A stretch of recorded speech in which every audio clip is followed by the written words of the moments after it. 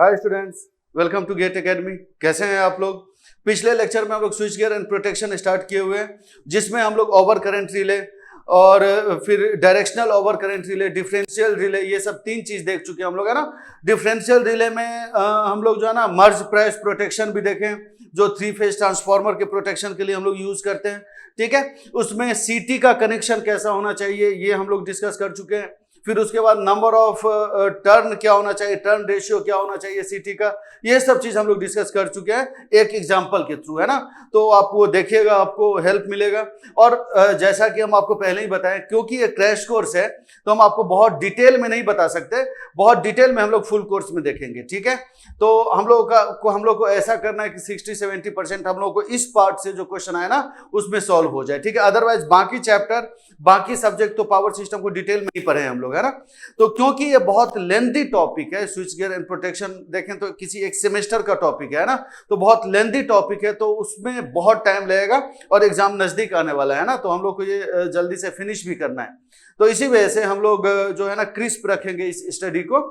तो 60-70% तक question solve हो जाएगा, इसी में से 70-80% तक भी आ सकता है क्वेश्चन, या मे बी लक अच्छा रहा तो 100% भी आ जाएगा। थोड़ा सा अगर आपको खुद भी पढ़ना पड़े इसमें तो पढ़ना आप लोग, है ना। अगर आप लोग पढ़ोगे तो एक बुक है बी राम के बुक से कुछ कुछ टॉपिक आप लोग देख लीजिएगा, जो लगे कि हाँ आपको देखना चाहिए, वो हम बता देंगे कि हाँ ये टॉपिक, ये पार्ट आप जरा सा देख लीजिएगा। जैसे कि ओवर करंट रिले था, तो ओवर करंट रिले में जो है ना आईडीएमटी रिले है, इनवर्स रिले, मतलब जो है ना एक्सट्रीमली इनवर्स रिले है, वेरी इनवर्स टाइम रिले है।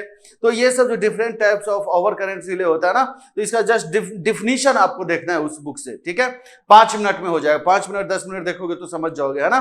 तो देखना आप लोग, बुक से हुआ या फिर विकीपीडिया से, कहीं से भी देखना आप। तो अब इस लेक्चर में हम लोग स्टार्ट कर रहे हैं जो है ना बहुत इंपॉर्टेंट है, ये जो अभी आपको बताने जा रहे हैं इस टॉपिक में जो पढ़ाएंगे हम लोग, वो इंपॉर्टेंट है। डिस्टेंस रिले हम लोग इसको बोलते हैं। ठीक है, distance relay, distance relay, distance relay. देखो एक्चुअली क्या होता है ना, ओवर करंट रिले जो है, over current relay transmission line को अच्छे से प्रोटेक्ट नहीं कर पाता। क्यों? क्योंकि उसका वेरिएबल रीच होता है ना, ऑपरेटिंग टाइम अलग अलग होता है डिफरेंट रिले का। तो इसी वजह से जो है ना ट्रांसमिशन लाइन के लिए ओवर करंट रिले का यूज उतना नहीं किया जाता। ठीक है, तो ट्रांसमिशन लाइन के लिए बेसिकली हम लोग किसका यूज करते हैं? तो ट्रांसमिशन लाइन के लिए बेसिकली हम लोग डिस्टेंस रिले का यूज करते हैं। ठीक है, जैसे 11 किलो वोल्ट हुआ, 30 किलो वोल्ट लाइन हुआ, 132 किलो वोल्ट लाइन हुआ, और या फिर 220 किलो वोल्ट लाइन हुआ, 220 kilo volt, sorry 220 kilo volt line हुआ। इन सब के लिए जो है ना हम लोग किसका यूज करते हैं? तो डिस्टेंस रिले का।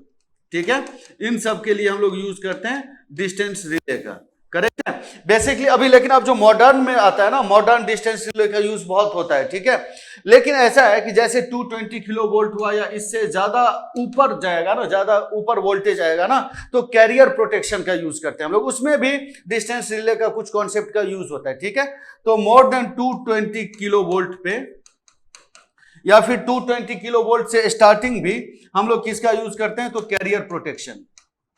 ठीक है, कैरियर प्रोटेक्शन। तो ये इतना आप लोग को अभी नहीं देखना है कैरियर प्रोटेक्शन, बस याद रखना आप लोग कि मोर देन 220 किलो वोल्ट के लिए कैरियर प्रोटेक्शन का यूज करते हैं। और देखते हैं डिस्टेंस रिले क्या होता है, कैसा होता है, इंपॉर्टेंट है, देखना आप लोग, है ना। तो याद रखना ये सब चीज। और कैरियर प्रोटेक्शन में भी डिस्टेंस रिले का ही यूज होता है। ठीक है, कैरियर प्रोटेक्शन में भी डिस्टेंस रिले के ही कॉन्सेप्ट का यूज होता है। ठीक है, तो देखो अब डिस्टेंस रिले होता क्या है। डिस्टेंस रिले बेसिकली 3 टाइप का होता है, जो कि अभी हम लोग पढ़ने वाले हैं, जो गेट के अंदर है, वो 3 टाइप का है। One is impedance relay, impedance relay, another is reactance relay, reactance relay. Reactance relay का यूज करते हैं हम लोग शॉर्ट ट्रांसमिशन लाइन के लिए, शॉर्ट ट्रांसमिशन लाइन। और क्यों यूज करते हैं इसका रीजन अभी आपको थोड़ी देर में समझ में आ जाएगा, शॉर्ट ट्रांसमिशन लाइन के लिए क्यों इसका यूज करते हैं। फिर इंपीडेंस रिले का यूज करते हैं हम लोग मीडियम ट्रांसमिशन लाइन के लिए। ठीक है, और एक होता है मो रिले, इसका यूज करते हैं हम लोग लॉन्ग ट्रांसमिशन लाइन के लिए। ठीक है, हम इसका रीजन अभी हम बताने वाले थोड़ी देर में। अभी बस आपको देखिए, तो डिस्टेंस रिले जो हमारे सिलेबस में हम लोग को इन तीन को हम लोग को स्टडी करना है अभी, ठीक है। तो देखते हैं सबसे पहले इंपीडेंस रिले, और ये सब चीज अभी याद ही रख लेना आप लोग कि किस ट्रांसमिशन लाइन के लिए यूज करते हैं, ये क्वेश्चन पूछा जाता है, ठीक है। इसका रीजन हम बार बार बोल रहे हैं कि बाद में, अभी थोड़ी देर के बाद ही बताएंगे आपको, ठीक है। तो सबसे पहले the first one is universal torque equation, universal torque equation of all the three relay, torque equation. देखो भाई, ये थ्योरेटिकल पार्ट है तो थोड़ा सा आपको देखना ही पड़ेगा ये चीज, है ना। ऑल्दो हम रिलेट करके बताने की कोशिश कर रहे हैं और बहुत ज्यादा डिटेल में हम वो डिराइव नहीं कर सकते अभी, वो बाद में देखेंगे हम लोग फुल कोर्स में। तो देखो ये चीज है, लेकिन इसी से रहेगा क्वेश्चन, इसे ज्यादा सोचने की भी जरूरत नहीं, 100% है ये, है ना। तो देखो, जैसे आप अगर याद होगा तो ओवर करंट रिले में कैसा था torque equation, over current relay का जो टॉर्क इक्वेशन था K1 इंटू आई स्क्वायर, है ना, K1 into I square. Similarly different type के रिले में जैसे इसमें ऑपरेटिंग क्या था, करंट ऑपरेटिंग था, ओवर करंट, है ना, तो करंट ऑपरेटिंग क्वांटिटी था, है ना। सिमिलरली डिपेंडिंग अपॉन रिले कुछ भी हो सकता है, वोल्टेज ऑपरेटिंग हो सकता है या फिर कोई डायरेक्शनल यूनिट ऑपरेटिंग हो सकता है। तो इसी पे बेस्ड एक जो यूनिवर्सल टॉर्क इक्वेशन बना है, तो universal torque equation is K1 I square plus K2 V square plus K3 cos theta minus tau plus K4, ऐसा बना, है ना। तो अगर आपको ओवर करंट रिले याद होगा तो उसका जो टॉर्क, यूनिवर्सल टॉर्क इक्वेशन था ओवर करंट रिले का, ऐसा हम लोग किए हुए थे, इसके बारे में हम आपको बताएं। तो सेम यहां पे भी ऐसा है, कहीं वोल्टेज ऑपरेटिंग हो सकता है, कहीं डायरेक्शनल यूनिट ऑपरेटिंग हो सकता है ना। तो ये सब चीज है, यूनिवर्सल टॉर्क इक्वेशन आपको ये याद रखना है ना। अलग अलग रिले के लिए अलग अलग चीज होगा, अलग अलग नॉन जीरो होगा, वो देखते हैं हम लोग। तो देखना अब यहां पे, अब आप यहां पे देखना, यहां पे देखो ये क्या है, ये वाला जो टर्म आपको दिख रहा है ना, ये वाला जो टर्म आपको दिख रहा है, this is directional unit, directional unit. Toe is torque angle, torque angle, ये सब देखेंगे हम लोग बाद में, ठीक है, अभी उतना जरूरी नहीं है आपको ये देखना। टॉ इज टॉर्क एंगल, करेक्ट है। अब देखना यहां पे, तो सबसे पहले इंपीडेंस रिले हम लोग देख रहे हैं, सबसे पहले इंपीडेंस रिले देख रहे हैं, डिटेल में देखेंगे हम लोग, अच्छे से समझना इंपीडेंस रिले। तो फॉर इंपीडेंस रिले क्या होता है ना, K3 is equal to 0, K3 is equal to 0, K4 is equal to 0, K3 is equal to 0, K4 is equal to 0 and K2 is negative, K2 is negative, ठीक है। तो इसका मतलब अगर देखें तो टॉर्क फॉर इंपीडेंस रिले कितना रहेगा, K1 I square minus K2 V square, ठीक है। बाकी डायरेक्शनल यूनिट यहां पे 0 है, तो जब डायरेक्शनल यूनिट 0 है तो आप यहां पे क्या बोल सकते हैं कि impedance relay is non directional, ठीक है। डायरेक्शनल यूनिट जब 0 है तो impedance relay is non directional, correct है। तो अब देखना, for this relay to operate, actually क्या होता है ना कि किसी लाइन पे जैसे रिले का क्या होता है कि करंट ट्रांसफार्मर रहेगा, एक पोटेंशियल ट्रांसफार्मर होता है, ठीक है। तो जैसे 3 फेज लाइन है, तो एक फेज पे करंट ट्रांसफार्मर और फिर पोटेंशियल ट्रांसफार्मर होगा। तो करंट ट्रांसफार्मर करंट को मेजर करेगा, पोटेंशियल ट्रांसफार्मर वोल्टेज को मेजर करेगा, ठीक है। तो उसी करंट और वोल्टेज को हम लोग मेजर करते हैं, ठीक है, और फिर कंपेयर करते हैं और फिर देखते हैं कि रिले ऑपरेट करेगा या नहीं करेगा, ठीक है। एग्जांपल बताएंगे तो आपको समझ में आएगा अभी अच्छे से। अभी देखो, तो for this relay to operate, for this relay to operate, for this relay to operate T should be greater than 0, जैसा कि पिछले लेक्चर में हम आपको बताए हुए हैं। तो T should be greater than 0, इसका मतलब क्या है, K1 I square minus K2 V square should be greater than 0, correct है ये। तो कहने का मतलब K1 I square should be greater than K2 V square, है ना। That means V square by I square should be less than K1 by K2, K1 by K2। That means V by I should be less then under root K1 by K2, है ना। तो देखो V by I क्या है, एक ही phase का voltage उसी phase का करंट, ठीक है। वोल्टेज मेजर करेगा पोटेंशियल ट्रांसफार्मर, करंट मेजर करेगा करंट ट्रांसफार्मर। तो ये क्या है, V बाय I क्या है, V बाय I Z है, V by I Z and ये कोई कांस्टेंट, तो Z शुड बी, ये मान लो सपोज करो कोई कांस्टेंट है, Z should be less than A। तो जब भी इस टाइप का कोई ऑपरेशन होगा तो इसका मतलब ये इंपीडेंस रिले ऑपरेट करना स्टार्ट कर देगा। इसका क्या मतलब है? अगर Z एक पर्टिकुलर वैल्यू से कम हो जाएगा तो इसका मतलब रिले ऑपरेट करना स्टार्ट हो जाएगा। समझो इसका मतलब, है ना, एग्जांपल से समझिए आप। सपोज करो कि हमारे पास ये सिस्टम है, ठीक है, यहां पे करंट ट्रांसफॉर्मर, और फिर सपोज करो ये जो है ना पोटेंशियल, ये यहां से वोल्टेज मेजर करेगा और ये यहां से करंट मेजर करेगा, एक ही फेज का। समझ रहे हो मेरी बात? तो अब देखो, सपोज करो यहां पे जो हम लोग वोल्टेज लगा रहे हैं, कुछ V वोल्टेज लगा रहे हैं, और ये लाइन कनेक्टेड है इधर ऐसे, ठीक है, समझना अच्छे से, इसको कोशिश करिएगा समझने की। ऐसा है, सपोज करो आप ऐसा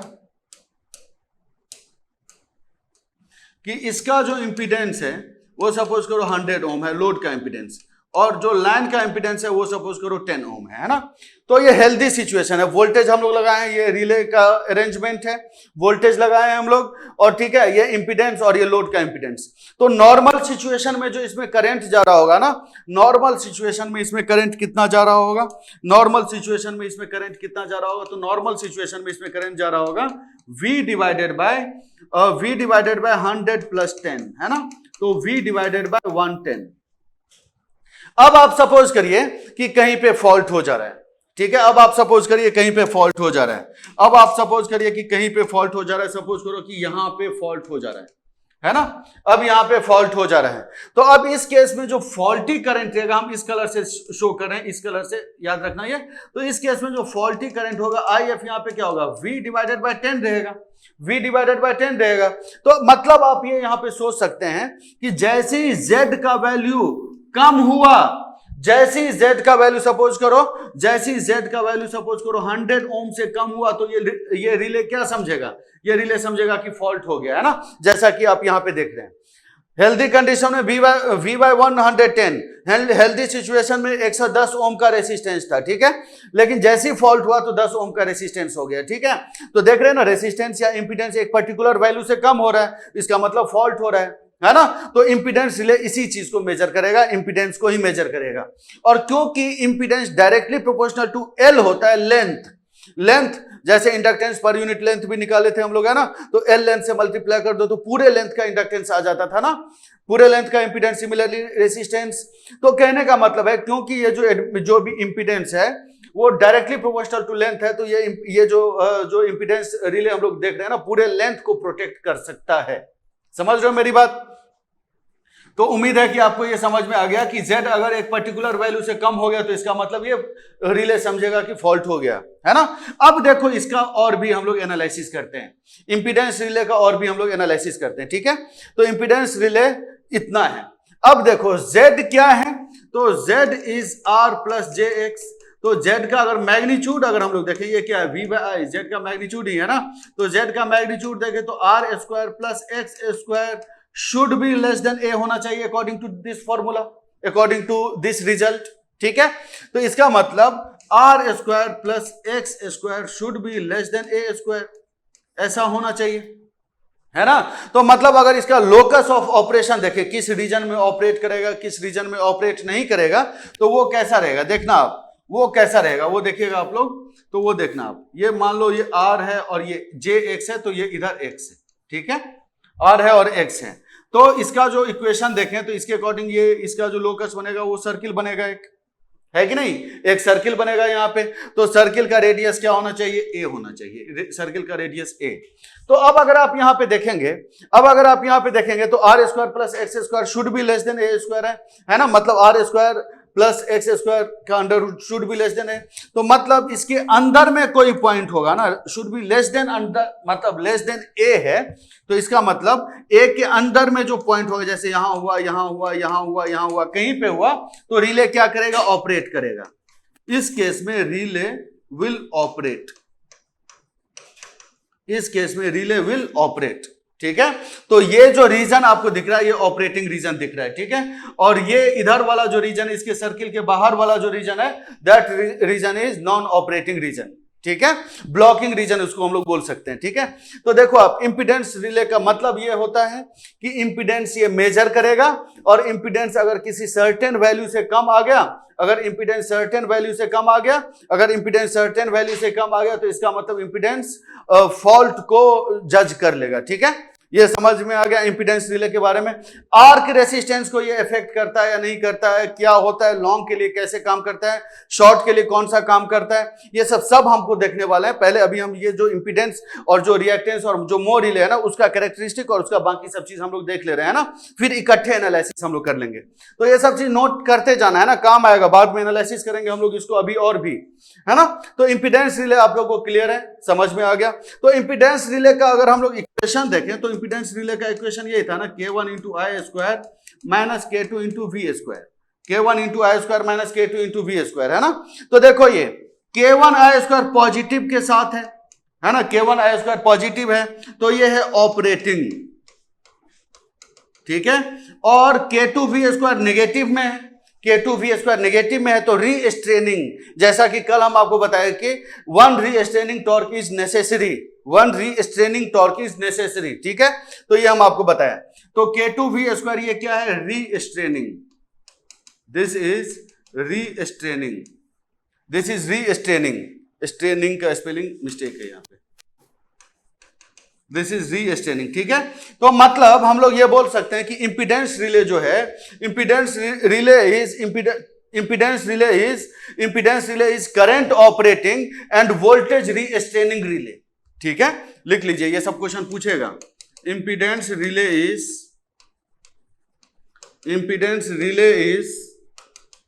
current operating and voltage restraining relay, and voltage restraining relay, है ना। फिर इसमें कुछ पॉइंट आप लिखेंगे, कुछ इसमें पॉइंट लिखेंगे आप लोग, ठीक है। इसमें ये जो होता है ना, दिस इज यूज्ड फॉर, इसका रीजन अभी हम बताएंगे, पहले कुछ कॉन्सेप्ट और बता दें, फिर हम आपको बताएंगे, लेकिन ये लिख लेना अभी, क्योंकि इंपीडेंस रिले अभी देख रहे हैं आप लोग, है ना। तो impedance relay is used for medium transmission line, used for medium transmission line. तो इन सब पे क्वेश्चन आप लोगों से पूछा जाएगा, थ्योरेटिकल क्वेश्चन ही पूछेगा, ज्यादा क्वेश्चन इसमें इधर उधर की नहीं पूछेगा। तो बाकी कॉन्सेप्ट अभी देखेंगे, पहले मोर रिले तक हम लोग देख लें, है ना। फिर उसके बाद अब जो इंपीडेंस रिले खत्म होने के बाद हम लोग देखते हैं अभी reactance relay. Impedance relay is finished, now reactance relay, और भी कुछ चीज बचा हुआ है इंपीडेंस रिले में, ठीक है। अब है रिएक्टेंस रिले, इंपीडेंस रिले हो चुका है, अब है reactance relay,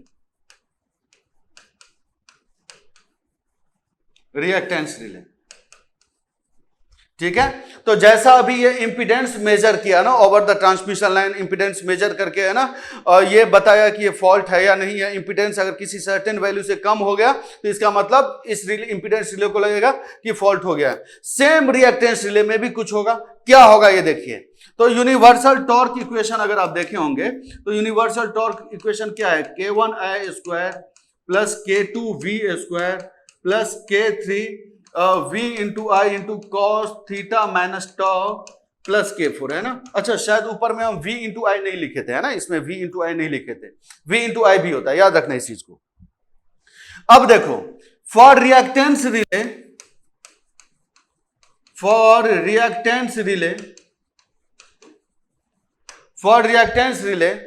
K2 should be zero, and K3 should B negative and K4 should be zero, है ना। रिएक्टेंस रिले के लिए ये होना चाहिए भाई, इसको ध्यान में रखना आप लोग, है ना, इसको ध्यान में रखिएगा आप लोग। अब देखना कि अब यूनिवर्सल टॉर्क इक्वेशन यहां पे क्या रहेगा, यूनिवर्सल टॉर्क इक्वेशन यहां पे क्या रहेगा, K1 I square minus K3 v into I into cos of theta minus tau, ठीक है, cos of theta minus tau. तो अगर हम लोग रिएक्टेंस रिले की बात करें, तो रिएक्टेंस रिले में ये जो टॉर्क एंगल होता है ना, इसको एडजस्ट करते हैं हम लोग 90 डिग्री। एक्चुअली ये ऐसा करके कुछ होता है, this is V R and this is V Y, है ना। तो इस टॉर्क एंगल को हम लोग एडजस्ट करते हैं 90 डिग्री पे, ठीक है। इस टॉर्क एंगल को हम लोग एडजस्ट करते हैं 90 डिग्री पे। याद रखना ही भाई, ये सब मैकेनिज्म अभी नहीं देखना, आपको नहीं पूछेगा गेट में, है ना। तो ये जो टॉर्क और क्रैश कोर्स है तो उतना ज्यादा डिटेल में देखने का टाइम ही नहीं है ना। तो this torque angle should be adjusted at 90 degree in reactance relay, ये क्वेश्चन पूछा जा सकता है। तो जो टॉर्क इक्वेशन बनेगा, this torque equation is k1i square minus k3 v into I into cos of theta minus 90 degree, cos of theta minus 90 degree, correct है। तो that means this torque will be equal to k1i square minus k3 v into I into cos theta minus 90 is sin theta, sorry sin theta, ठीक है, sin theta। तो अब एक चीज अगर आप यहां पे नोटिस करें, एक बड़ा इंपॉर्टेंट रिजल्ट यहां पे आ चुका है, ठीक है। अगर ये देखें तो v into I into sine theta क्या है, ये तो रिएक्टिव पावर है ना, क्योंकि v उसी फेज का है, I उसी फेज का है, सेम फेज का है, ठीक है। v मेजर करेगा पोटेंशियल ट्रांसफॉर्मर, I मेजर करेगा करंट ट्रांसफॉर्मर। तो v into I sine theta क्या होगा, रिएक्टिव पावर हो जाएगा। This is reactive power, that means reactance relay is current operating and reactive power restraining relay, ठीक है। यहां पे ही हम लिख दे रहे हैं reactance relay is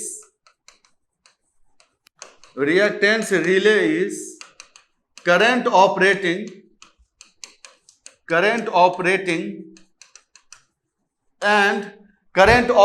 and reactive power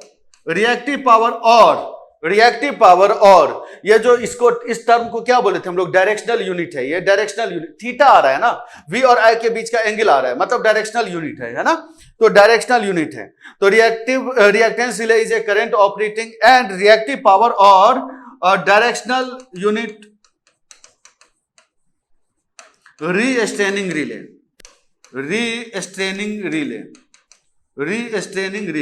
अच्छा देखो, डायरेक्शन से क्या पता है, क्या मतलब होता है आपको पता है? डायरेक्शन से ये मतलब होता है, जैसे पिछले केस की बात बता रहे हैं हम, जैसे डायरेक्शन से क्या मतलब होता है ये देखो, इससे आपको हम समझा रहे हैं। जैसे सपोज करो ये ट्रांसमिशन लाइन है, यहां पे रिले रखा हुआ है, और इस डायरेक्शन को अगर हम लोग पॉजिटिव लेंगे तो ऑब्वियसली इस डायरेक्शन को नेगेटिव लेंगे। तो अगर यहां पे प्लस जे है, प्लस जे एक्स है, तो इधर हम लोग माइनस जे एक्स लेंगे फॉर कैलकुलेशन पर्पस ओनली, ठीक है, रिले ऑपरेशन के लिए बस, ठीक है। तो अगर मान लो यहां पे है पॉइंट, अगर यहां पे कहीं पे प्लस जे एक्स है, तो इस केस में यहां पे क्या होगा, इधर क्या होगा, यहां पे सपोज करो माइनस जे एक्स होगा। तो रिले इधर को भी मेजर करेगा और इधर वाले को भी मेजर करेगा। आप समझ रहे हैं मेरी बात? रिले इधर वाले को भी मेजर करेगा और इधर वाले को भी मेजर करेगा, दोनों साइड को मेजर करेगा, ठीक है। तो this is the meaning of direction unit, ठीक है। डायरेक्शनल रिले का मतलब ये होता है। तो अब अगर देखें आप, नॉन डायरेक्शनल मतलब दोनों डायरेक्शन को मेजर करेगा, नॉन डायरेक्शन मतलब दोनों डायरेक्शन को मेजर करेगा, ठीक है, मतलब ये है। अब अगर आप यहां पे देखें, तो reactance relay is a current operating and reactive power और डायरेक्शनल यूनिट रीस्ट्रेनिंग रिले है, ठीक है। अब अगर देखें तो for this relay to operate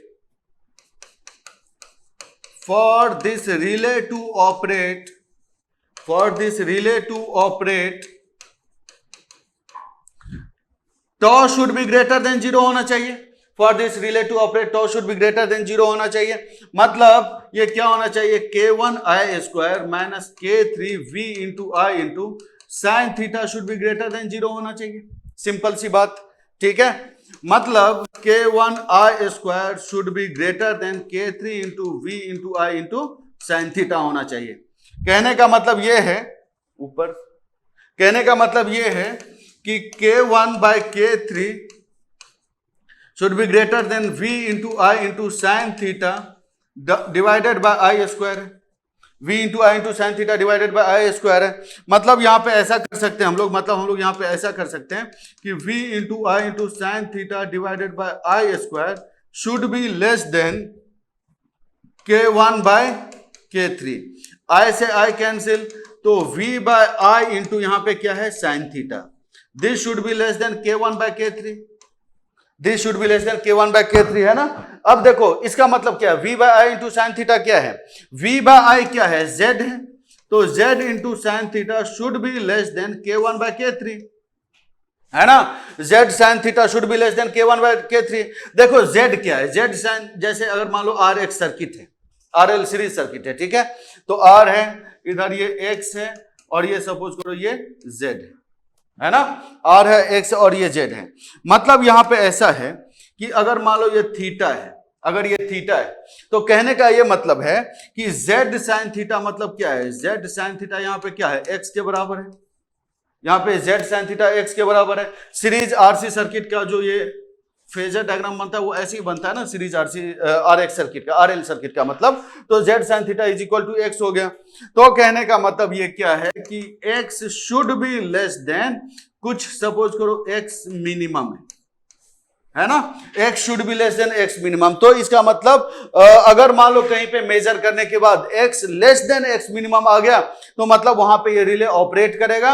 इस रिले को ये लगेगा कि हाँ ये भाई यहाँ पे फॉल्ट हो चुका है, जैसे कि इंपीडेंस रिले के केस में हम आपको बताया हुआ है, सेम ऐसा ही यहाँ पे भी होगा।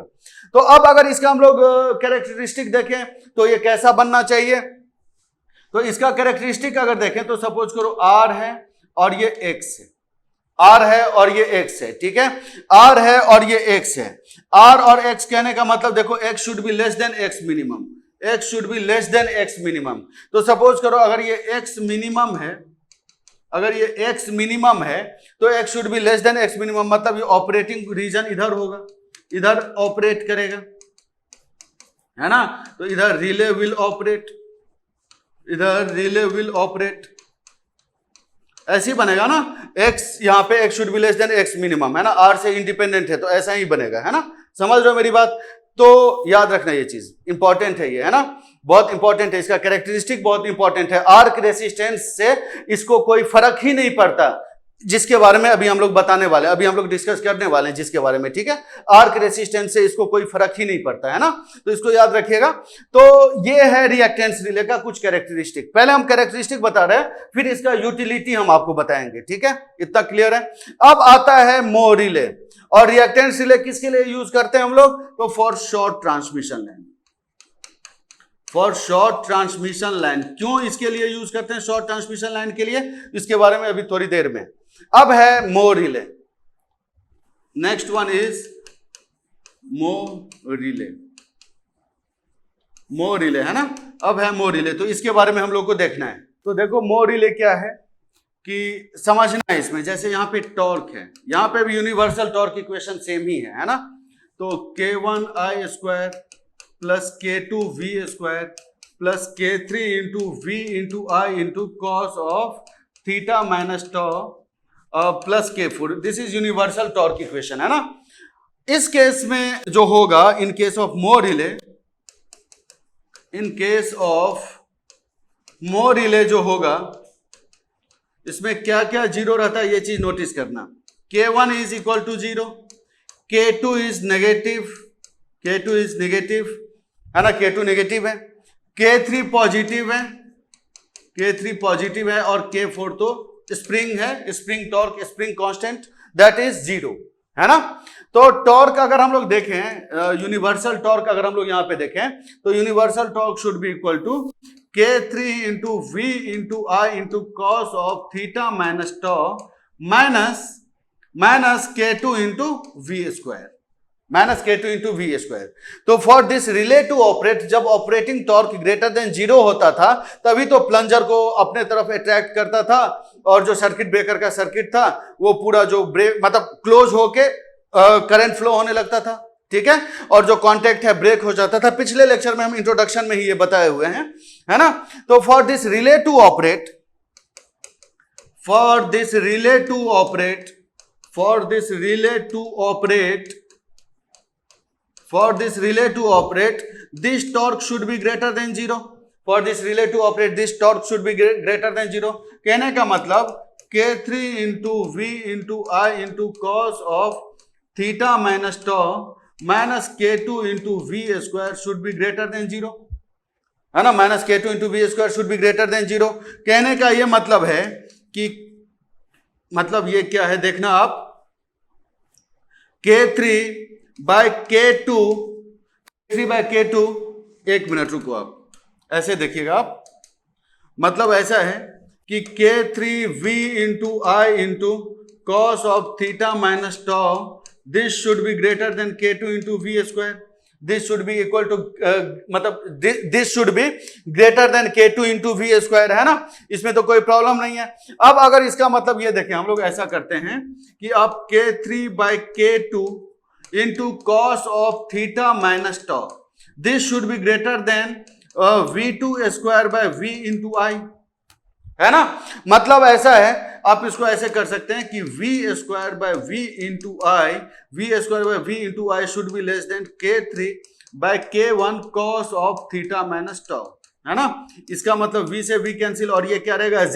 V बाय आई यहां पे बच जाएगा, तो Z should be less than K3 by K1 cos theta minus tau, है ना, K3 by K1 cos theta minus tau. तो इसका जो लोकस होगा ना, मोर रिले क्या होता है, ये अब बात यहां से स्टार्ट होगी। अब आप यहां से समझेंगे कि क्या होता है, कैसे होता है। देखो अब Z अगर देखें हम यहां पे, तो पहले K3 बाय K1 था, अगर आपको याद होगा तो इंपीडेंस रिले में क्या था, K3 बाय K1। यहां पे क्या है, K3 by K1 into cos K3 by K1 था, या K2 बाय K1 था उस केस में, लेकिन इस केस में K3 by K1 into cos theta minus tau है ना। तो कॉस का तो मैक्सिमम वैल्यू 1 ही होता है, तो कॉस थीटा माइनस टाउ का तो 1 से कम ही होगा, तो मतलब इसका जो रेडियस होगा ना वो कम होगा, इसका जो रेडियस होगा मोर रिले का वो कम होगा। तो इसका जो कैरेक्टरिस्टिक बनता है ना RX डायग्राम पे, RX डायग्राम पे अगर इसका कैरेक्टरिस्टिक बनेगा तो वो कुछ इस टाइप का बनेगा, है ना। एक मिनट, इसका जो कैरेक्टरिस्टिक बनेगा वो कुछ इस टाइप का बनेगा, ये कुछ इस टाइप का बनेगा, दिस इज डायरेक्शनल, है ना, ये कुछ इस टाइप का बनेगा, आप इसको याद रख लीजिएगा, ठीक है। ये हम लोग डिस्कस करेंगे फुल कोर्स में डिटेल में इसके बारे में, ठीक है।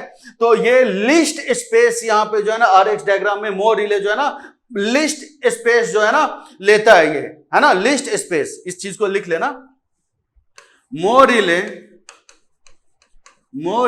और ये डायरेक्शनल यूनिट के वजह से आता है, ये जो है ना ये लाइन जो आपको दिख रहा है ना, दिस इज डायरेक्शनल यूनिट, ठीक है, डायरेक्शनल यूनिट की वजह से ये लाइन आता है, इसका भी डिस्कशन बाद में, अभी गेट के लिए जरूरी ही नहीं है अभी ये, है ना। तो mho relay occupies least space in RX diagram, है ना, least space in RX diagram, पहला चीज। सेकेंड अगर हम लोग देखें तो सेकेंड आपको क्या यहां पे याद रखना है, तो सेकेंड यहां पे देखें तो अगर आप देखें इधर तो ये क्या है, डायरेक्शनल यूनिट ऑपरेटिंग और वोल्टेज रीस्ट्रेनिंग रिले, है ना।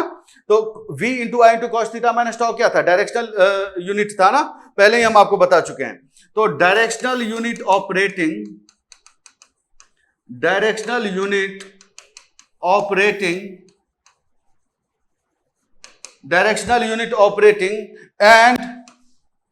एंड वोल्टेज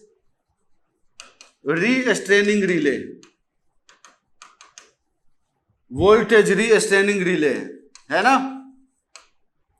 और अगर आप एक चीज नोटिस करें तो ये बस इसी डायरेक्शन के में, ये जैसे ये सब ऑपरेटिंग रीजन होता है, ये जो पॉइंट आप देख रहे हो इधर वाला पॉइंट, ये जो है ना ऑपरेटिंग रीजन है ना, दिस इज ऑपरेटिंग रीजन, और इधर जो है नॉन ऑपरेटिंग रीजन था, ठीक है, this is non operating reason,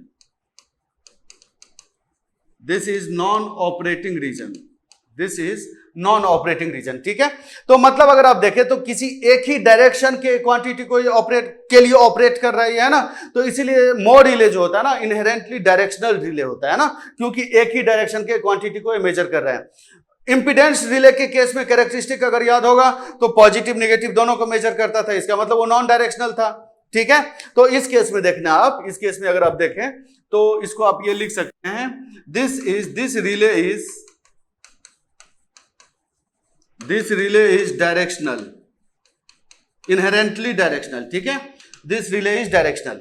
अब जरा सा देखो ये तीनों रिले के बारे में जो है ना डिफिनीशन, बेसिक डिफिनीशन हम लोग देख चुके हैं, है ना सॉरी, बेसिक डिफिनीशन हम लोग देख चुके हैं। अब इसके बारे में थोड़ा सा डिटेल में हमको देखना है कि किस किस के लिए ये अप्लाई कर सकते हैं, कहां कहां के लिए अप्लाई कर सकते हैं हम लोग, है ना। तो सबसे पहले देखो आर्क रेसिस्टेंस, आपसे यह क्वेश्चन पूछा जाता है ना कि कौन सा रिले सबसे ज्यादा इफेक्टेड होता है आर्क से, ठीक है, आर्क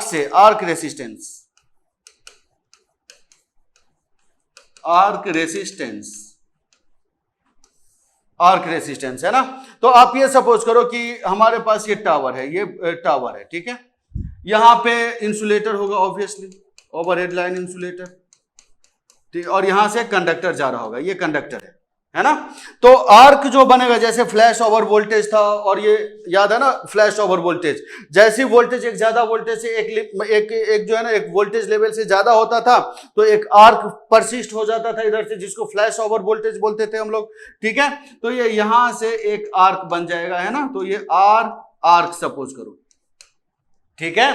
तो कहने का मतलब बिफोर, अगर नॉर्मली देखो बिफोर आर्क, तो ट्रांसमिशन लाइन का इंपीडेंस कितना है, तो R प्लस जे एक्स है, RL प्लस जे एक्सएल सपोज करो, ठीक है। अब ड्यूरिंग आर्क फॉर्मेशन अगर हम लोग देखें, ड्यूरिंग आर्क फॉर्मेशन अगर हम लोग देखेंगे, ड्यूरिंग आर्क फॉर्मेशन अगर हम लोग देखेंगे, तो उस केस में Z इक्वल टू कितना रहेगा, RL प्लस R आर्क, है ना, प्लस जे एक्सएल। क्यों आर को हम लोग सीरीज में क्यों किए, तो सपोज करो ट्रांसमिशन लाइन है, फॉल्ट हो गया, तो आर्क लाइन से ग्राउंड के बीच में जैसे ऐसा है, सपोज करो ये ट्रांसमिशन लाइन, हम ये ऐसे हम सपोज करें, एक लाइन से ही सपोज करें इसको, ठीक है, एक लाइन से ही सपोज करें, ठीक है। तो ट्रांसमिशन लाइन में आर एक्स कैपेसिटेंस और जो है ना पैरेलल में कंडक्टेंस भी होता है ना, तो उसके जगह पे हम एक ही लेके बता रहे हैं ताकि आपको अच्छे से समझ में आ जाए, ठीक है। तो मतलब सपोज करो ये ट्रांसमिशन लाइन है ना, ट्रांसमिशन लाइन है, तो पर फेज होता है, पर फेज में एनालिसिस करते हैं हम लोग, है ना। तो ये line two phase two ground में ही आर्क जा रहा है ना, तो सपोज करो ये आर्क आ गया, है ना, ये आर्क आ गया। तो अब टोटल आर अगर देखेंगे, RL है, तो टोटल आर देखेंगे तो RL प्लस आर्क ही रहेगा ना। देखो ये इस फेज से ग्राउंड में जा रहा है ना, तो इस फेज से ग्राउंड में है, ठीक है। तो ये ऐसा हो गया, ये ऐसा हो गया, ये ऐसा हो गया। तो अब हम लोग देखते हैं कि कौन सा जो रिले है ना आर्क से ज्यादा इफेक्टेड होता है, ठीक है। कौन सा रिले आर्क से ज्यादा इफेक्टेड होता है, ये हम लोग को देखना है। क्वेश्चन इस पे पूछा जाएगा, ठीक है, क्वेश्चन इस पे पूछा जाएगा आप लोगों से। तो अगर आप लोग सबसे पहले देखो इंपीडेंस रिले का कैरेक्टरिस्टिक, इंपीडेंस रिले का characteristic, this is impedance relay, ठीक है, उसका कैरेक्टरिस्टिक ऐसा था। फिर अगर आपको याद होगा तो रिएक्टेंस रिले का कैरेक्टरिस्टिक ऐसा था, R और ये X। और फिर अगर आपको याद होगा अभी जस्ट पढ़े हैं जो ये था ना मोर रिले, उसका कैरेक्टरिस्टिक कुछ इस टाइप का था, ऐसा था, है ना, कुछ इस टाइप का था। तो दिस इज R और दिस इज X, ये है इंपीडेंस रिले का कैरेक्टरिस्टिक, इंपीडेंस रिले का कैरेक्टरिस्टिक, ये है रिएक्टेंस रिले का कैरेक्टरिस्टिक, ठीक है, और ये है मोर रिले का कैरेक्टरिस्टिक, मोर रिले का कैरेक्टरिस्टिक, करेक्ट है। दिस इज R और दिस इज X। अब देखो अगर R सपोज करो पहले यहां पे ऑपरेट हो रहा था, जो है ना ट्रांसमिशन लाइन पहले इस R पे यहां पे ऑपरेट हो रहा था, ठीक है। फॉल्ट जैसे कहीं पे अगर फॉल्ट होता है ना, तो उस टाइम में फॉल्ट में R यहां पे था और ये रिले भी उसको सेंस कर ले रहा था। R यहां पे था, फॉल्ट के ड्यूरेशन में ये रिले भी सेंस कर ले रहा था, और R यहां पे था फॉल्ट के ड्यूरेशन में, और ये मोर रिले भी सेंस कर ले रहा था, ठीक है। तीनों सेंस कर रहा था अभी इस ड्यूरेशन में, इस पॉइंट के लिए, इस पॉइंट के लिए, ठीक है, तीनों सेंस कर रहा था। आप ये सपोज करो अब ड्यूरिंग आर्क फॉर्मेशन R तो बढ़ गया, X उतना ही है, तो R बढ़ के आप सपोज करो R बढ़ के यहां पे हो गया, ठीक है, R बढ़ के यहां पे हो गया इंपीडेंस रिले में, R बढ़ के सपोज करो यहां पे हो गया, इस टाइम पे हो गया, है ना।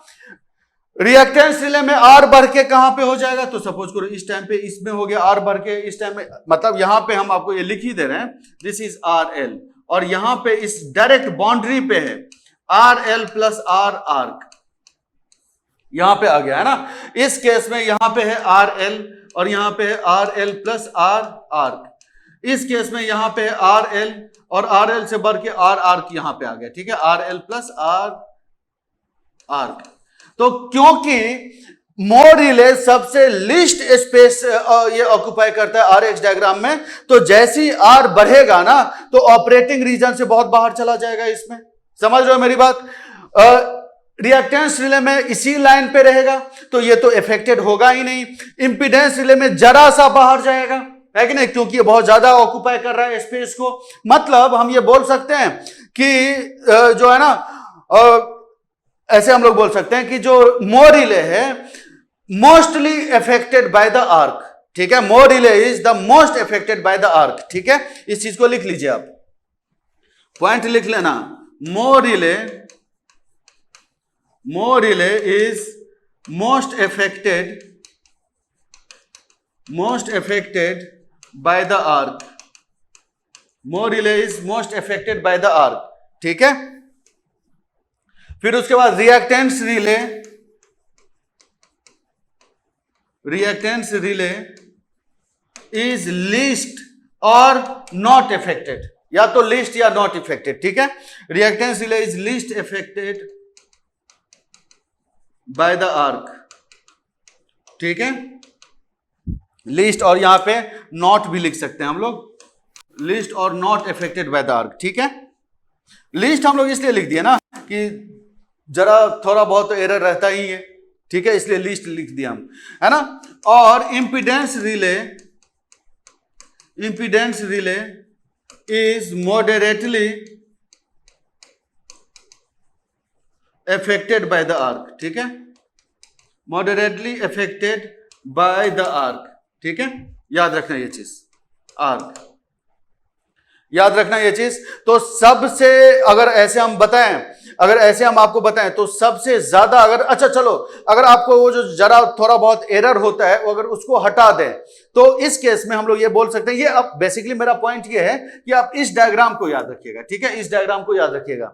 तो सबसे ज्यादा जो अफेक्टेड होता है आर्क से वो होता है मोर रिले, सबसे लीस्ट जो अफेक्टेड होता है वो होता है इंपीडेंस रिले, और सबसे मतलब मॉडरेट थोड़ा बहुत जो अफेक्टेड होता है वो होता है इंपीडेंस रिले. ठीक है, याद रखना ये चीज. अब है एक पॉइंट और भी हम आपको बता रहे हैं, ठीक है, एक पॉइंट हम और भी बता रहे हैं. देखो, X/R रेशियो जो होता है for short transmission line is X/R ratio for short transmission line is less, है ना. X/R ratio for short transmission line is less. ठीक है, similarly X/R ratio for medium transmission line is moderate. कैसे भाई X/R ratio इसका less कैसे होगा, है ना, छोटा सा ही ट्रांसमिशन लाइन है, X भी कम R भी कम, है ना, समझ रहे हो मेरी बात. तो X/R ratio for short transmission line is less, X/R ratio for medium transmission line is moderate, and X/R for long transmission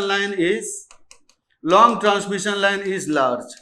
ठीक है, तो अब आप समझो एक चीज. तो जब यहां पे देखो X/R शॉर्ट ट्रांसमिशन लाइन के लिए कम है तो आर्क का जो रेसिस्टेंस अगर है, आर का भी देखे, है ना, आर्क के वजह से रेसिस्टेंस बढ़ जाता था. तो जब इसका वैल्यू कम ही है तो अगर ये आर का वैल्यू चेंज करेंगे तो ये ज्यादा इफेक्ट करेगा ना इसको. आप समझ रहे हो मेरी बात, इसका ये ज्यादा इफेक्ट करेगा. जब ये जैसे आपको ऐसा हम ये लिखवा ही दे रहे हैं, जो arc effect short transmission line the most. ठीक है, short transmission line the most, correct है. Arc effect the short transmission line the most. कैसे, क्योंकि X/R तो ऑलरेडी कम है ना, और अगर R को चेंज करेंगे तो ये तो और भी बहुत ज्यादा कम हो जाएगा. ठीक है, तो ये सबसे ज्यादा इसको इफेक्ट करेगा. ठीक है, तो अब जब आर्क शॉर्ट ट्रांसमिशन लाइन को सबसे ज्यादा इफेक्ट करता था तो हम लोगों को कोई ऐसा रिले चाहिए ना जो रिले को R से कोई फर्क ना पड़े. ठीक है, आर से कोई फर्क ना पड़े, लीस्ट इफेक्टेड रहे. तो वो क्या है, arc effect short transmission line the most. तो यहां पे हम लोग कौन सा यूज करेंगे, रिएक्टेंस रिले. ठीक है, यहां पे हम लोग कौन सा यूज करेंगे, रिएक्टेंस रिले. यहां पे हम लोग यूज करेंगे रिएक्टेंस रिले, करेक्ट है. सिर्फ देखो ऐसा है ना, जब आर, ये हम समझा चुके, फिर से हम आपको समझाने की कोशिश कर रहे हैं. आर्क जो है ना सबसे ज्यादा शॉर्ट ट्रांसमिशन लाइन को इफेक्ट करेगा. तो हम लोगों को कोई ऐसा रिएक्टेंस चाहिए या कोई ऐसा रिले हमको चाहिए, हम लोगों को कोई ऐसा रिले चाहिए जो इस आर से इफेक्टेड ना हो. ठीक है, तो ऑब्वियसली हम लोग रिएक्टेंस रिले लगाएंगे. सिमिलरली लॉन्ग ट्रांसमिशन लाइन जो होता है ना, लॉन्ग ट्रांसमिशन लाइन में देखें तो X/R जो है ना ज्यादा था, तो आर को अगर हम थोड़ा बहुत चेंज भी करते हैं तो कोई उतना फर्क नहीं पड़ेगा, ठीक है। सपोज करो एक्स बाय आर का वैल्यू 1000 है, सपोज करो, जस्ट मान लो, और आर का वैल्यू थोड़ा बहुत चेंज कर दो तो बहुत ज्यादा फर्क नहीं पड़ेगा। तो क्योंकि आर आर्क से कोई फर्क नहीं पड़ता था तो हम लोग यहां पे कौन सा यूज करेंगे, यहां पे देखो, यहां पे इसमें कोई फर्क ही नहीं पड़ता था लॉन्ग ट्रांसमिशन लाइन में, तो हम लोग ऑब्वियसली यहां पे मोर रिले यूज करना चाहिए। मोर रिले क्यों यूज करेंगे हम लोग कि आर को अगर हम चेंज भी करें तो एक्स बाय आर रेशियो में कोई फर्क नहीं पड़ेगा, मतलब हम लोगों को मोर रिले लगाना चाहिए। क्योंकि मोर रिले लगाने से ऐसा होता है ना, अगर आर का वैल्यू ज्यादा हो गया तो ऑपरेटिंग रीजन से बाहर चला जाएगा, ठीक है। अगर आर का वैल्यू ज्यादा हो गया ड्यू टू आर्क, है ना, तो ऑपरेटिंग रीजन से बाहर चला जाएगा इन केस ऑफ मोर रिले, है ना। तो क्योंकि लॉन्ग ट्रांसमिशन लाइन में आर का उतना ज्यादा इफेक्ट नहीं होता है, इसीलिए हम लोग यूज करेंगे लॉन्ग ट्रांसमिशन लाइन में मोर रिले, ठीक है। और फिर एक ही चीज बता, मीडियम ट्रांसमिशन लाइन, तो मीडियम ट्रांसमिशन लाइन में हम लोग क्या यूज करेंगे, मीडियम ट्रांसमिशन लाइन में हम लोग यूज करेंगे इंपीडेंस रिले, इंपीडेंस रिले।